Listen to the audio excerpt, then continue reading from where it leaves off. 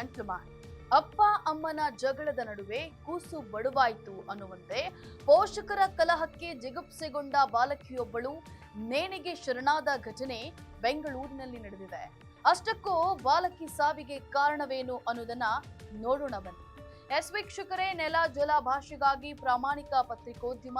ನೀವು ನೋಡ್ತಾ ಇದ್ದೀರಾ ಫೋಕಸ್ ಟಿವಿ. ನಾನು ಪವಿತ್ರ.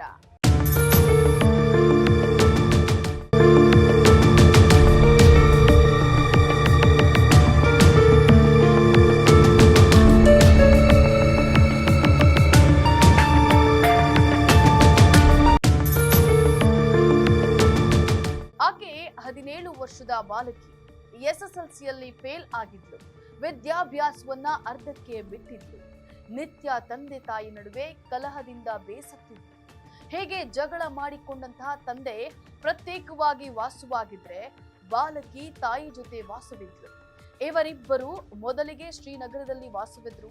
ಆ ನಂತರದಲ್ಲಿ ಬೆಂಗಳೂರು ಹೊರವಲಯದ ಹೊಸಕೆರೆಹಳ್ಳಿ ಬಳಿಯ ಮಂಜುನಾಥ ನಗರದಲ್ಲಿ ವಾಸವಿದ್ರು. ಮೃತ ಬಾಲಕಿಯನ್ನ ಲೇಖನ ಎಂದು ಗುರುತಿಸಲಾಗಿದೆ. ಎಂದಿನಂತೆ ತಾಯಿ ಕೆಲಸಕ್ಕೆ ಹೋಗಿದ್ದು ಮನೆಗೆ ಬಂದಾಗ ಈ ಘಟನೆ ಬೆಳಕಿಗೆ ಬಂದಿದೆ. ಒಂಟಿಯಾಗಿದ್ದ ಬಾಲಕಿ ಲೇಖನ ಅಪ್ಪ ಅಮ್ಮನ ಪ್ರೀತಿಯನ್ನ ಕಳೆದುಕೊಂಡಿದ್ರು. ಲೇಖನ ತಾಯಿ ಖಾಸಗಿ ಸೂಪರ್ ಮಾರ್ಕೆಟ್ನಲ್ಲಿ ಕೆಲಸ ಮಾಡ್ತಾ ಇದ್ರು.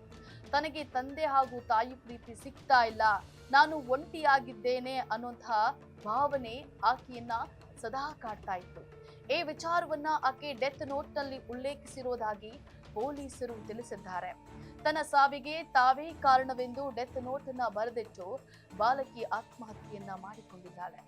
ತನ್ನ ಮನಸ್ಸಿನ ನೋವು, ಒಂಟಿತನದ ಭಾವನೆ ಹಾಗೂ ಕುಟುಂಬ ಪ್ರೀತಿಯ ಕೊರತೆ ಬಗ್ಗೆ ಬಾಲಕಿ ಡೆತ್ ನೋಟ್ನಲ್ಲಿ ಬರೆದಿದ್ದಾಳೆ.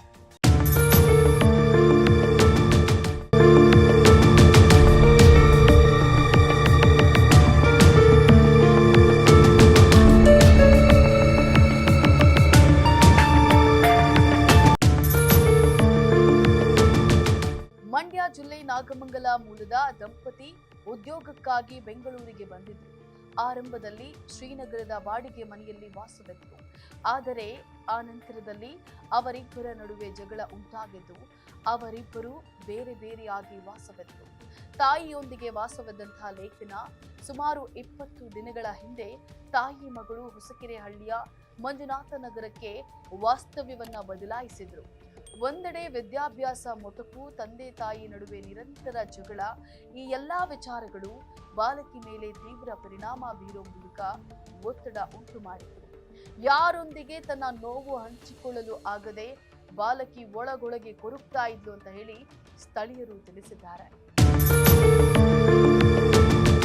ಅಂತ ಬಂದಾಗ ಅದರಲ್ಲಿ ಪೋಷಕರ ಒಂದು ಪೋಷಣೆ ಅನ್ನೋದ್ರ ಮಹತ್ವ ತುಂಬಾ ಇರುತ್ತೆ. This is the age where ಅವರು ಒಂದು ತಮ್ಮ ಪ್ರಪಂಚನ ತಾವು ಕುತೂಹಲಕಾರಿಯಾಗಿ ಅದನ್ನ ಎಕ್ಸ್ಪ್ಲೋರ್ ಮಾಡ್ಲಿಕ್ಕೆ ಬಯಸ್ತಾ ಇರ್ತಾರೆ. ಅದರಲ್ಲಿ ಇರ್ತಕ್ಕಂತ ಆಗು ಹೋಗುಗಳನ್ನ ನೋಡ್ಲಿಕ್ಕೆ ಬಯಸ್ತಾ ಇರ್ತಾರೆ. ಒಳ್ಳೇದು ಕೆಟ್ಟದನ್ನ ಪರಿಶೀಲಿಸಕ್ ಬಯಸ್ತಾ ಇರ್ತಾರೆ. ನಿನ್ನೆ ಮಧ್ಯಾಹ್ನ ಕೆಲಸಕ್ಕೆ ತೆರಳಿದ ತಾಯಿ ಮನೆಗೆ ಮರಳಿ ಬಂದಾಗ ಲೇಖನ ನೇಣು ಬಿಗಿದುಕೊಂಡು ಆತ್ಮಹತ್ಯೆಯನ್ನ ಮಾಡಿಕೊಂಡಿರುವ ವಿಚಾರ ತಿಳಿದು ಬಂದಿದೆ. ಮಗಳು ಆತ್ಮಹತ್ಯೆಯ ಘಟನೆ ತಿಳಿದು ತಾಯಿ ಆಘಾತಕ್ಕೊಳಗಾಗಿದ್ದಾರೆ.